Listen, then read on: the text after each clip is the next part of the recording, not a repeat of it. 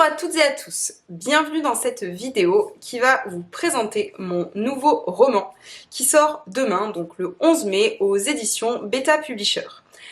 Il s'intitule « C'était juste une blague » et comme son nom l'indique, il ne raconte pas des choses, très faciles. Donc « C'était juste une blague », c'est la phrase favorite de mes élèves, c'est la phrase favorite des élèves lorsqu'on leur fait remarquer qu'ils ont insulté, frappé, fait quelque chose qu'il ne fallait pas faire et qu'on les reprend en classe. Tout est toujours une blague, tout est toujours un jeu. Sauf qu'ils ont tendance à oublier que certains jeux peuvent être très dangereux, et notamment lorsque cela concerne le harcèlement scolaire. Alors, je vais peut-être pas ici refaire un point précis sur ce qu'est le harcèlement scolaire, je vais quand même l'aborder un petit peu, mais j'ai déjà fait 2 vidéos à ce sujet. Le harcèlement scolaire, c'est une forme répétée de violence. Peut-être des violences psychologiques, des violences verbales, des violences physiques, des violences sexuelles, des violences morales. Ça peut inclure un tas de choses et surtout ça peut avoir une multiplicité de conséquences, la plus grave étant le suicide. Mais ça peut, si on ne va pas jusqu'au suicide dans tous les cas, mettre énormément de souffrance chez des personnes qui sont victimes de harcèlement ou de cyberharcèlement. Le harcèlement étant du coup cette forme répétée de violence et le cyberharcèlement c'est la même chose que le harcèlement. Sauf que cela continue sur les réseaux sociaux et à travers les réseaux sociaux. Et le pire du cyberharcèlement étant qu'en fait ça ne s'arrête pas du coup. C'est-à-dire que le harcèlement scolaire, on en parle de plus en plus, on en parle de plus en plus à la télé, c'est quand même un grand fait d'actualité ces dernières années. Ça ne veut pas dire qu'avant ça n'existait pas, ça veut dire surtout qu'avant on en parlait moins, voire pas du tout. Ou qu'on partait du principe que à l'école, au collège, au lycée, c'était un mauvais moment à passer, qu'on allait tous subir globalement à un moment donné quelques violences, plus ou moins graves, et que ça nous forgerait le caractère. Je caricature, mais c'est un petit peu l'idée. Aujourd'hui, l'école prend vraiment très au sérieux cette thématique du harcèlement scolaire, et j'insiste vraiment sur ce sujet. Le roman que j'ai écrit n'est pas à charge contre l'éducation nationale. Bien au contraire, parce que si j'avais écrit un roman à charge contre l'éducation nationale, je me tirerais une balle dans le pied toute seule, ce qui serait un petit peu ridicule. Pourquoi je dis ça? Je dis ça parce que non seulement c'est une thématique qui m'intéresse et que c'est une thématique sur laquelle je travaille depuis des années, mais c'est une thématique sur laquelle aussi j'ai été formée au sein du programme phare, qui est le programme de lutte contre le harcèlement scolaire, où j'ai formé aussi certains collègues à cette thématique, et aujourd'hui je suis référente dans mon établissement scolaire de la lutte contre le harcèlement scolaire et le cyberharcèlement. Ce qui veut dire que ce serait contre-productif de dire qu'il ne se passe rien dans les établissements scolaires. Cela ne veut pas dire que tous les établissements scolaires sont exemplaires et ont réussi à endiguer le phénomène du harcèlement scolaire. Pourquoi? Tout simplement parce que le harcèlement scolaire, ce n'est pas que lié à l'école. Oui, il y a des phénomènes de harcèlement qui commencent à l'école, mais on a des phénomènes de harcèlement qui commencent en dehors de l'école, qui continuent à l'école. On a des phénomènes de harcèlement qui vont être essentiellement concentrés sur les réseaux sociaux, mais ce sont des élèves parfois qui sont dans nos classes, donc voilà.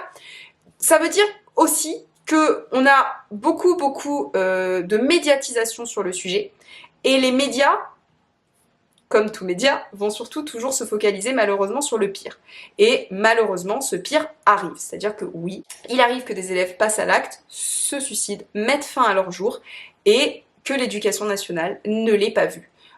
Pourquoi? Parce que c'est très compliqué de repérer le mal-être chez une personne, parce que même dans le livre que j'ai écrit, où à la fin vous avez un petit dossier complémentaire qui vous expliquera ce qu'est le harcèlement scolaire, ce qu'est le cyberharcèlement scolaire, quels sont les outils mis en place dans les écoles pour essayer de lutter, pour sensibiliser et pour faire en sorte justement que ça ne se produise pas, que ça ne se reproduise pas, et comment repérer aussi des personnes qui sont en souffrance, qui sont avec des états dépressifs ou qui potentiellement pourraient passer à l'acte.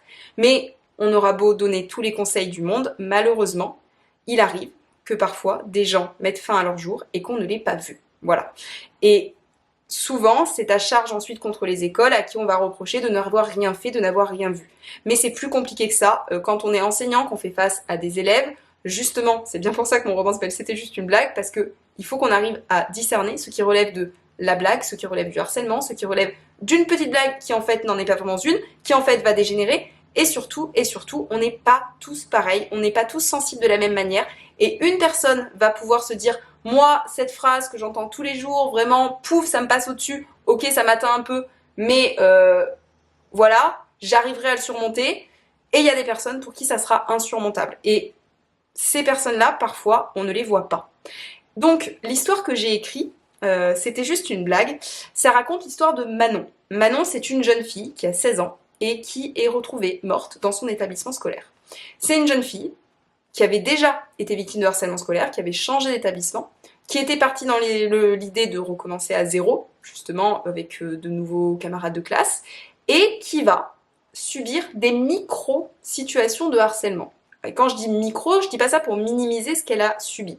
Je dis ça parce que souvent on a l'impression, ou en tout cas dans les livres qu'on lit, la médiatisation, les films, que c'est toujours des élèves qui ont été vraiment brutalisés, que ça s'est vu, que c'était sous nos yeux et qu'en fait on n'a rien fait. Et là en fait ce que je voulais montrer avec cette histoire, c'est que c'est très insidieux en fait. Cette histoire-là, elle n'est jamais écrite du point de vue de Manon. On n'a pas le point de vue de la victime, Manon est décédée, on le sait dès les premières pages, et on n'a pas non plus le point de vue de l'intimidateur. Et je mets un grand mot sur intimidateur, alors, et j'insiste d'ailleurs sur le mot intimidateur, c'est-à-dire que le harceleur, c'est un terme juridique, l'intimidateur, ce sont finalement toutes ces personnes qui vont intimider au quotidien, et au final, on se rend compte que les rôles sont très poreux entre bourreaux et victimes, c'est-à-dire qu'on a des élèves qui étaient victimes qui deviennent bourreaux, des bourreaux qui deviennent victimes, voilà, donc ce genre de choses aussi là, qui est très poreux, qui est très difficile aussi justement, tous ces rôles, parce qu'on est à l'adolescence, on veut rentrer dans un groupe, on veut participer, on ricane un petit peu aux blagues de ci, de là, est-ce que du coup, le témoin qui a ricané, il a aussi cautionné, est-ce que celui qui a rien dit cautionne, enfin voilà. On est aussi dans un phénomène de groupe compliqué à repérer et endiguer, et un phénomène sociétal aussi, hein, parce que là on parle de l'école, mais le harcèlement, il n'est pas qu'à l'école, hein. Ni le cyberharcèlement d'ailleurs, loin de là, loin de là. Et donc du coup, cette histoire, elle est essentiellement écrite du point de vue des témoins. On a les camarades de classe de Manon, on a la voisine de Manon, on a des rapports de police, on a les parents de Manon, son frère aussi, qui est très touché et très impacté par le décès de sa sœur. On a des extraits des fanfictions de Manon, qui écrivait du coup aussi des écrits sur Internet, qui peut-être auraient pu montrer qu'elle allait mal. On a finalement beaucoup de différentes façons, enfin, à travers justement cette multiplicité des points de vue, ce que je voulais montrer, c'était qu'au fond, on a toutes et tous une forme de responsabilité. Et en même temps, non. C'est-à-dire que, c'est pas pour dire tout le monde est responsable, vous êtes tous des méchants dans les histoires. C'est pour dire surtout, au final, qui est responsable quand personne ne l'est. Parce que cette jeune fille, Manon, à aucun moment, quelqu'un lui dit « va mettre fin à tes jours ».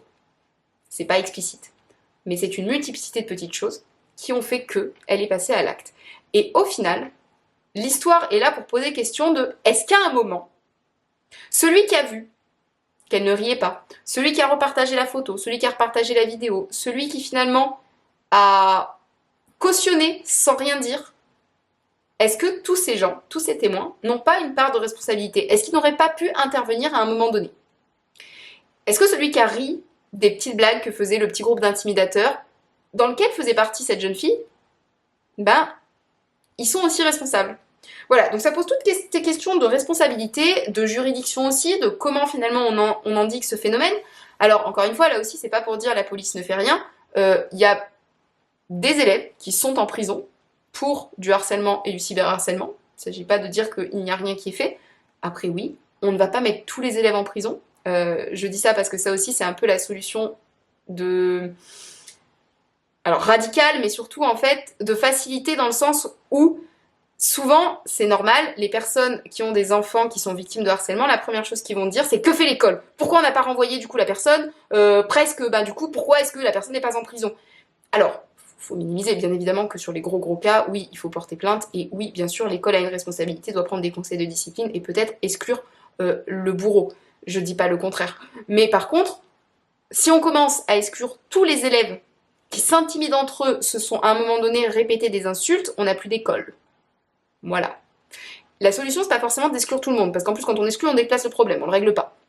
Là, actuellement, ce que font les écoles, c'est la mise en place d'une méthode qui s'appelle la MPP, méthode de préoccupation partagée, qui a pour objectif, alors, de faire des séances de sensibilisation, de mettre en place à travers phare des ambassadeurs anti-harcèlement scolaire, c'est-à-dire des élèves qui sont formés, sensibilisés et qui auraient pour but d'être un peu des relais justement pour essayer de repérer les situations, pas pour les régler, pour relayer, pour montrer aussi qu'à un moment donné, c'est pas être une balance que dire quelque chose à un adulte. En fait, c'est aider une personne en souffrance. C'est un peu comme quand dans la rue, vous êtes dans le métro, vous voyez quelqu'un se faire agresser, si vous ne faites rien, vous cautionnez. Alors je dis pas que c'est facile, en tout cas, encore une fois, d'intervenir. mais ça pose la question de non-assistance à personne en danger. Donc en fait, la MPP, la méthode qui est actuellement utilisée dans les écoles et les établissements scolaires, c'est une méthode issue de théories, de principes, de préceptes scandinaves, de la méthode PICAS, qui ont ensuite été réadaptées dans certains pays, et qui aujourd'hui ont pour objectif de développer l'empathie et de casser les dynamiques de groupe, parce qu'on s'est rendu compte que le harcèlement scolaire, c'est en fait un phénomène de groupe. Alors ça veut pas dire qu'il n'existe pas des 1 contre 1, ça veut pas dire qu'il n'y a pas des sociopathes qui s'en prennent à des victimes par pur plaisir et pur sadisme, mais là on est presque de l'ordre du 1 à 2%. Le reste c'est vraiment du phénomène de groupe parce qu'on veut s'intégrer, qu'on est à l'adolescence, dans un moment donné, où on se cherche et où on veut faire partie d'un groupe et où on repartage des choses et où on ricane aux blagues des autres, pas forcément parce qu'on en a envie, des fois parce qu'on est mal à l'aise, des fois parce qu'en fait on se dit juste si je ricane pas c'est moi qui vais prendre, enfin voilà, il y a toutes ces choses-là. Et la MPP, elle a pour objectif de recevoir d'abord la parole de la victime, de la prendre en compte, de la rassurer, de l'écouter, puis ensuite de recevoir les différents intimidateurs sans jamais les blâmer directement pour leur faire prendre conscience qu'on est inquiet pour une personne et leur poser la question, est-ce que tu as remarqué? Est-ce que la personne ne va pas bien? Est-ce que tu pourrais être attentif? Et surtout, on est sur une méthode qui est sans sanction. J'insiste vraiment sur ça, ce qui ne veut pas dire qu'il ne faut pas prendre de sanctions, mais ce qui veut dire surtout que sanctionner, souvent on se rend compte que ça ne règle pas le problème, ça le réitère. Parce que spirale de vengeance et compagnie. Donc là, l'idée, c'est plutôt de dire, on sanctionne pas, par contre, on développe l'empathie. Alors encore une fois, c'est pas magique. C'est-à-dire qu'on peut régler des petites situations de harcèlement quand on les prend tôt. Ça prend du temps, c'est pas magique. Ça prendra peut-être même des années. Ça se règle pas en une fois. Et pour des grosses situations de harcèlement, bien sûr, dans certains cas, on passe à la sanction, qu'elle soit par l'école ou qu'elle soit prise par la gendarmerie. Et là aussi, j'insiste vraiment, beaucoup de parents, nous on le voit à l'école, attendent que l'école réagisse pour porter plainte. Alors c'est très bien d'attendre que l'école réagisse, mais moi j'ai envie de vous dire, si vraiment on est sur un phénomène grave, portez plainte et allez voir l'école. Ne dites pas je fais l'un et pas l'autre. Et même si la police dit non, on attend que l'école réagisse, non, portez plainte. Enfin, si vraiment c'est grave, portez plainte. Parce que nous, on est limité aussi dans nos possibilités à l'école. Il y a des choses qui peuvent être faites, il y a des choses qui peuvent... Alors évidemment, grave harcèlement, encore une fois, oui, peut-être conseil de discipline. Mais en fait, souvent, les parents, encore une fois, sont dans l'émotion, c'est normal. Je veux dire, moi aussi, mon enfant, je serais victime de harcèlement, j'imagine que je réagirais par l'émotion. Là, je vous le fais avec un recul, forcément, j'ai pas d'enfant, ça ne m'arrive pas là directement. Mais voilà, ça n'empêche pas de porter plainte, si vraiment c'est grave. Et la police fait des choses, et oui, la police le prendra en compte.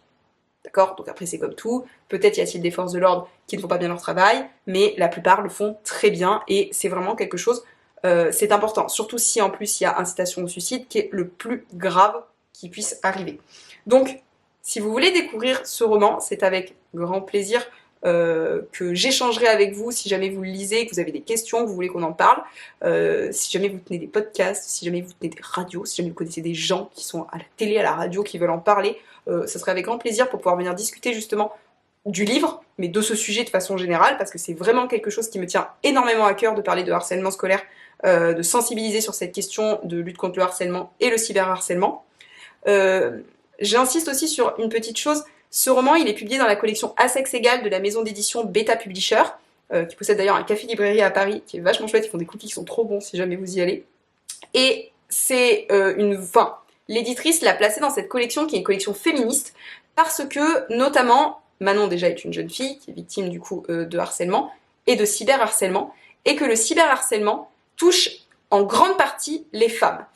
Ça peut toucher les garçons aussi, mais en fait on se rend compte surtout que le cyberharcèlement est genré. Alors comme dans la vie, souvent les insultes sont genrées, mais souvent quand ça touche... Excusez-moi, c'est ma mère qui m'appelle. Mais souvent quand on est sur du cyberharcèlement, on se rend compte que ça touche beaucoup les filles, ou sinon ce sont des garçons à qui on va prêter des caractéristiques féminines. Pour terminer, je ne vais pas parler que de mon histoire, parce que d'autres le font aussi très bien, de sensibiliser au harcèlement scolaire. Il y a de plus en plus de romans qui... Enfin, de plus en plus.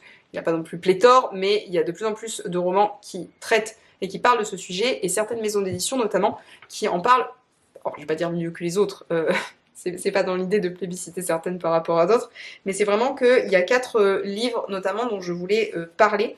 Alors, j'avais déjà parlé de celui-ci, donc de la maison d'édition Poulpe Fiction, qui parle, qui publie des romans dans lesquels il y a des illustrations, et je trouve ça assez chouette parce que pour les élèves, je trouve que c'est assez accessible. Je crois qu'on me l'a fait commander au CDI de mon établissement scolaire. Donc ça s'appelle la Team Collège. Et on a l'histoire donc de Malika et Valentine qui viennent d'intégrer l'équipe du journal du collège, et il se trouve qu'en fait, elles se retrouvent confrontées à un garçon qui commence à faire des dessins, enfin je crois qu'il caricature, voilà, il caricature du coup Malika, et le problème c'est que ça devient assez vite viral, elle se retrouve la cible de moqueries, et donc on a aussi toute une question justement sur, bah c'était pour rire, c'était un petit dessin, et puis en fait finalement on voit que c'était pas si drôle que ça, et surtout ce que j'aime bien en fait dans cette histoire, c'est que vous voyez à la fin il y a un petit glossaire explicatif, alors c'est le cas aussi dans mon roman, mais je pense que celui-ci est plus accessible, en tout cas pour du collège par exemple. Le mien, je pense qu'il s'adresserait plus à des lycéens. Du collège, c'est aussi accessible, mais je pense qu'au collège, il servirait plus comme support pédagogique que des enseignants réutiliseraient. Je pense qu'il est plus en lecture accessible pour des lycéens, pour des parents, pour des enseignants qui voudraient l'utiliser comme outil de sensibilisation. Moi, ça me ferait trop plaisir si en tant qu'enseignant, vous vous en servez vraiment comme outil de réflexion avec vos élèves. Je crois vraiment que ce serait même le truc qui me toucherait le plus, voilà, qui me ferait le plus plaisir. Mais voilà, là j'aime bien parce qu'en fait, dedans, il y a vraiment comprendre la mécanique psychologique du harcèlement, pourquoi bah, ça fonctionne pas quand on fait telle ou telle chose, comment s'en sortir, voilà, comment développer sa confiance en soi, se préparer aux confrontations, techniques proposées, voilà, l'humour, il y a des petites phrases, genre par exemple, tes fringues sont vraiment moches, répondre, bah je sais que t'aimes pas mes fringues, tu me le dis tous les jours, sérieux, t'as vu comment tu t'habilles, t'es qu'un bolos, c'est vrai que toi tes fringues sont super classe, enfin, utiliser des techniques humoristiques pour désamorcer, après tout le monde sait pas le faire, mais voilà, c'est des trucs un peu, pas clé en main, mais voilà, avec des petits tips. Il y a aussi cette histoire-là, alors, je dirais pas accessible au collège, hein, je pense que... Alors, je dirais pas accessible au collège parce que je trouve que les dessins peuvent être un peu durs, enfin, après... En fait, c'est comme tout, ça peut être accessible au collège, mais peut-être pas à donner entre les mains directement, je dirais plutôt avec des planches à réutiliser ensuite en support d'études, par exemple pour des vies de classe ou ce genre de choses. Là, on a l'histoire d'Océane, qui est une jeune fille qui est tous les jours confrontée au jugement et aux moqueries de certains garçons qui se permettent justement de commenter sa tenue ou ses publications sur les réseaux sociaux. Donc là, on est plus sur du cyberharcèlement. Donc ce texte-là, il est publié aux éditions Factory. Je ne connais pas cette maison d'édition, d'ailleurs. Ah, Belgique. Bah, c'est pas français, tu vois. Ah, ça appartient à Dupuis, d'accord. Donc, les combats invisibles, voilà, et c'est... ce jeu finit par devenir beaucoup plus nuisible à partir du moment où Gabriel, Yanis, Théo et Valentin vont créer un groupe WhatsApp. Je trouve ça très intéressant, pourquoi ? Parce que aujourd'hui, il y a des tonnes et des tonnes de groupes WhatsApp de classe, qui ne servent pas du tout à échanger les devoirs, qui servent en fait au harcèlement scolaire et notamment au cyberharcèlement. Puisque là, en fait, le groupe, il sert pour noter les filles et Océane n'est pas la seule victime dans cette histoire et elle va s'en rendre compte justement en discutant avec des autres. Et après, il y a tout le côté un peu, bon, force power, sororité, solidarité surtout, qui devrait être mis en place dans ces cas-là parce que le problème, c'est qu'on se rend compte que dans les phénomènes de harcèlement et cyberharcèlement, souvent la victime ose pas en parler. Je dis pas ça pour juger, hein, c'est pas facile d'en parler, mais en fait, on a peur qu'en parler, ça empire, alors qu'en fait, moins on en parle, plus ça empire. Et des fois, on se dit que si des gens, en voyant des faits, tendaient la main au lieu justement de se dire j'interviens pas parce que je ne veux pas que ça me retombe dessus ou parce que bah voilà, si ça se trouve je vais être exclu du groupe, bah, en fait ça pourrait les endiguer beaucoup plus vite. Donc là voilà, je trouvais ça assez intéressant. Et sinon, surtout, je voulais terminer sur ces deux romans. Alors, il n'y a pas que eux chez Scrinéo. Alors, j'aime vraiment beaucoup les éditions Scrinéo parce qu'ils ont des collections qui sont très engagées et notamment, ils ont collection Scrinéo engagée. Dans ces livres-là, donc ça, trahi, enfin hashtag trahi et harceleur, vous avez ici l'histoire d'une jeune fille qui s'appelle Apolline qui a 14 ans et qui en fait a envoyé une photo à son petit copain. Voilà, une photo qui malheureusement a été repartagée par le dit petit copain.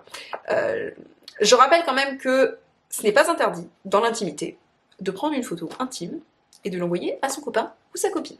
Voilà, ça fait partie de votre intimité, ça fait partie de votre vie privée, vous faites ce que vous voulez. Après, les questions de moralité, c'est-à-dire que vous êtes parent, vous voulez dire à vos enfants évite de le faire parce que on ne sait jamais si, je peux l'entendre, mais légalement, rien n'empêche une personne d'envoyer une photo.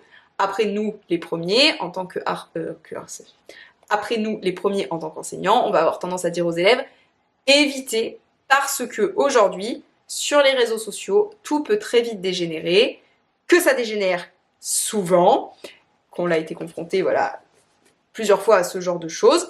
Donc on vous conseille d'éviter, au cas où, la photo fuiterait parce que quelqu'un l'aurait partagée sans votre consentement. Mais, si la photo fuite, je rappelle quand même que, et que la personne l'a fait, le but n'est pas de culpabiliser la victime, parce qu'en fait la photo, c'est pas la photo le problème.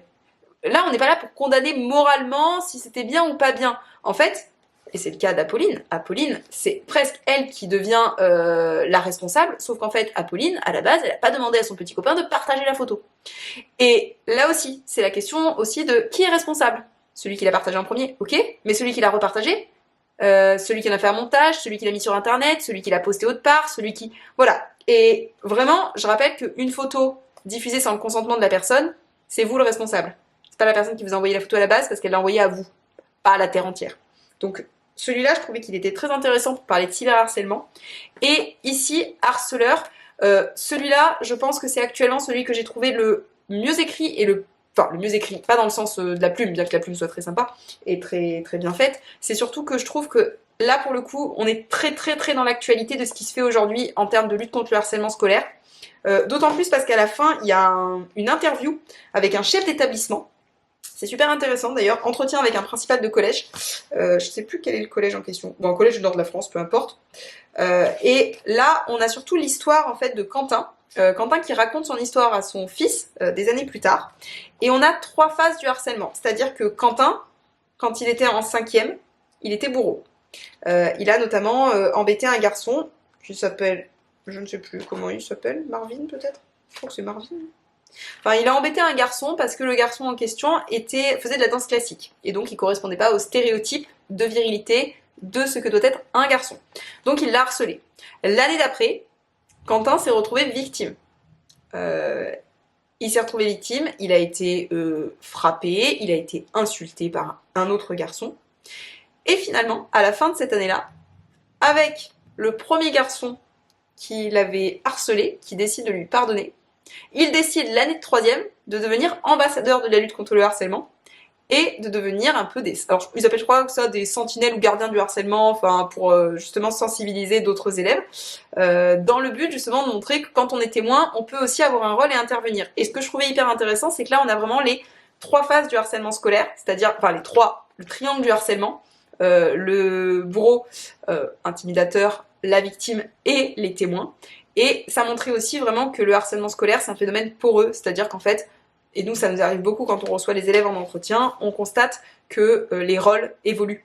Qu'on peut passer de victime à bourreau, qu'on peut passer de bourreau à témoin, et voilà. Et je trouve que vraiment, ces livres sont vraiment très très bien, et encore une fois, je ne dis pas ça juste parce que j'aime bien cette maison d'édition, mais vraiment parce qu'ils sont très bien faits. Donc voilà, donc ces livres-là, ou le mien, et encore une fois, si jamais vous le lisez, moi ça me ferait très plaisir d'avoir des retours, de savoir ce que vous en avez pensé également, et si jamais vous êtes enseignant et que vous l'utilisez en classe, d'également savoir comment vous l'avez utilisé, ce que vous avez fait, ce que vos élèves en ont pensé, et n'hésitez pas du coup à mettre des commentaires, à ce qu'on puisse discuter aussi voilà, de ce phénomène lié au harcèlement scolaire.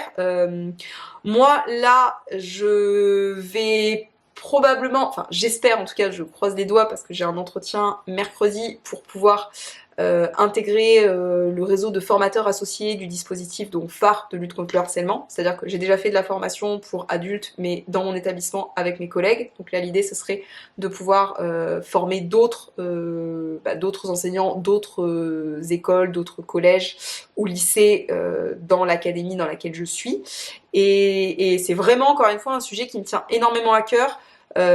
Donc c'est au sein notamment là de l'Académie de Versailles où je suis, le C2A2E, qui est la cellule d'écoute de l'éducation nationale, qui fait de la prévention sur la violence à l'école, le sexisme, le cyberharcèlement, les violences sexistes sexuelles, les LGBT-phobies, ce genre de choses, qui travaille donc justement sur ce sujet d'amélioration et de lutte contre les violences et pour l'amélioration du bien-être et du climat scolaire à l'école.